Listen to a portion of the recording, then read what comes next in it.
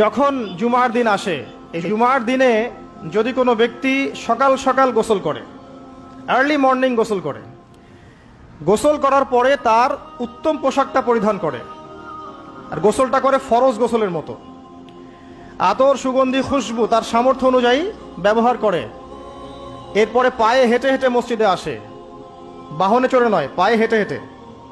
যদি আপনি অনেক দূরে থাকেন সেটা আলাদা কথা।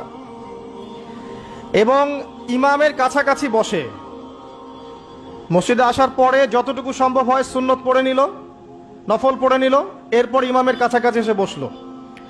ইমামের খুতবা শ্রবণ করে মনোযোগের সাথে। খুতবা শ্রবণ করার সময় কাউকে কষ্ট দেয় না।